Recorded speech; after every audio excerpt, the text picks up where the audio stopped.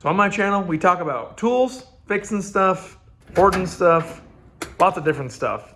But I figured I'd show you guys something that I'm actually starting to get into that I have zero experience with, but figured I'd share with you guys in case you have any interest or in case you just want to see what else I do besides fixing and breaking stuff. So let's unbox what I got from my wife for my birthday. So I did geek out and actually watch other people unbox and set up their scopes, so I know that this will be the base.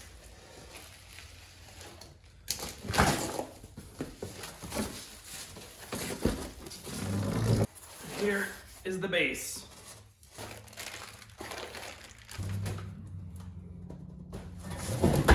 And of course, you hear that beeping? My blood sugar's low.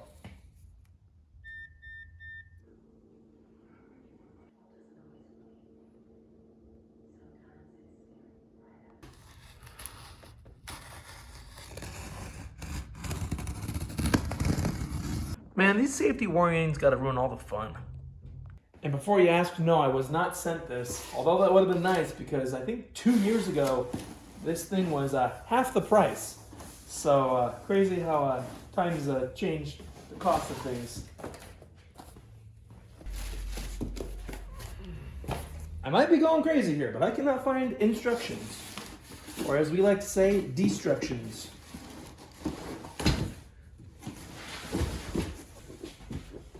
Nope. Maybe I just missed them. None of those look like instructions. That's not instructions.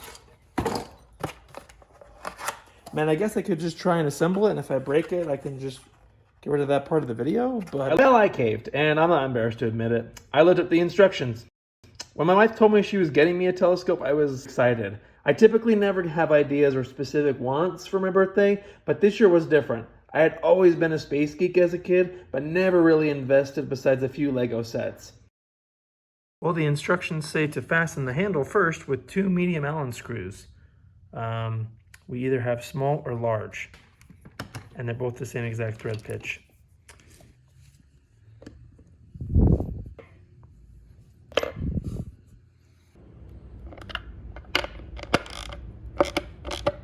So now we attach this to this side of the base, and rather than using this supply tool and taking forever, got my own tools. See? A hobby helping out another hobby. A tip that's always helped me assemble something is remember the manufacturers always want their logo on the outside. So if it's facing inward, you know you did something wrong.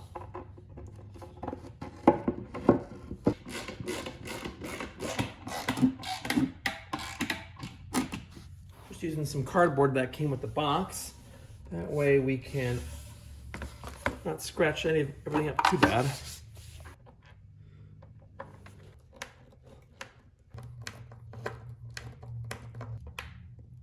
Thankfully, I read the directions carefully because it says that this is not the bottom side. You want the side that's flush mount. Oops.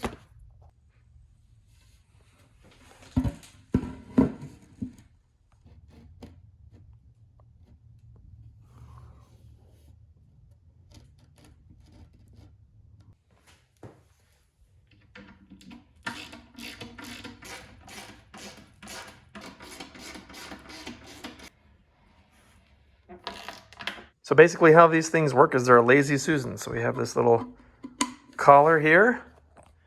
And now we put on our sleeves. Okay, so we have one metal plate. This literally just rolls. See, there's little bearings. They just roll across. And then we put this other metal plate on. And this is just a fancy lazy Susan. Their handy handle, line up the hole.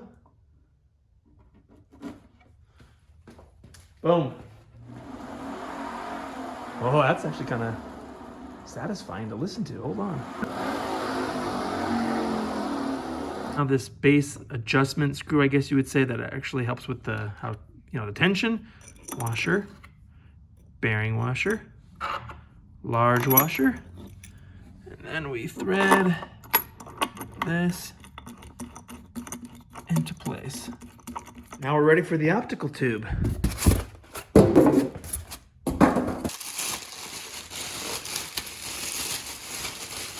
Now on the optical tube, we can put these side bearings on.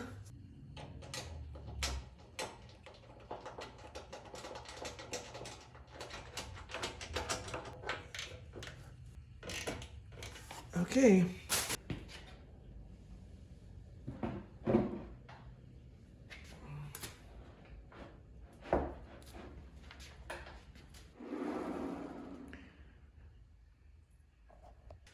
Now the finder scope, which apparently is only held on by one set screw, which seems a little sketchy. So now we need to make sure that all our mirrors are lined up. So we have our primary mirror down there, the big kahuna down there, and you can see there's a little dot right there. And then here is the secondary. So light comes through, down, hits that mirror down at the bottom, comes up here, hits this mirror, and then goes out through here, which is where you'd have your eyepiece.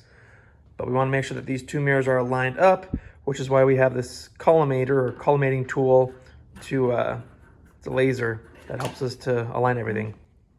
Make sure it's facing down, lock it in, and this should turn on the laser. Let's see, is there a laser? Yep. So come over here. Can you see that? All right, so you can see it's pretty darn close. It's just outside of that circle. So we just use these screws up here to fine tune that. Is that it? It actually looks like it's good. Now we're here at the other end where the primary mirror is. And you can see right there, the collimator, the laser coming out, and we want it to be centered on that disc. So you can see right now, it is not centered. So come down here, and we're gonna loosen these tension screws here, the white knobs, because that's holding tension on the mirror. And then these black screws here are our adjustment screws that we're just gonna lightly tweak to get that laser in place. That actually looks pretty good. And now we can supply the tension back so that does not move. Oh, let's go look at the sun. No, I'm just kidding. I'm gonna align this. So to do that, we're gonna need to put in our eyepiece.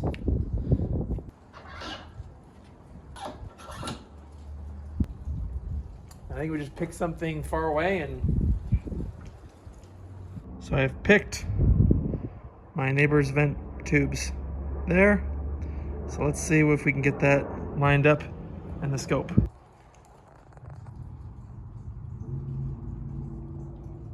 I think that's pretty good. So I think this thing's ready. Let's try it out tonight and see what we see. I'm really, really excited for this. We don't have a great moon tonight, but like I've said in previous videos, I live in New Mexico, so it's good nights most of the year. So maybe we'll see some cool stuff tonight.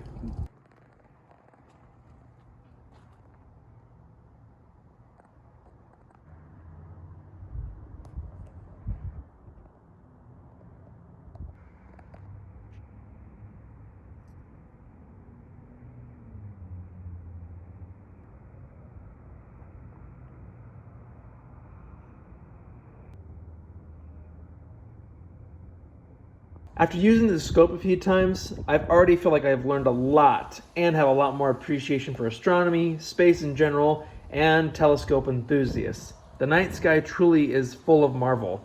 I tried capturing Jupiter, which just looks like a tiny speck of light on the camera, but seeing it through the telescope is a completely different experience. I really wish I could better visually communicate it.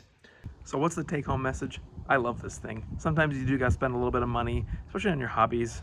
If it gets you more excited about life, passion, beauty, and joy, especially about nature, I think it's well worth it. If you guys want to see updates, let me know below. Like and subscribe, and I'll see you in the next video.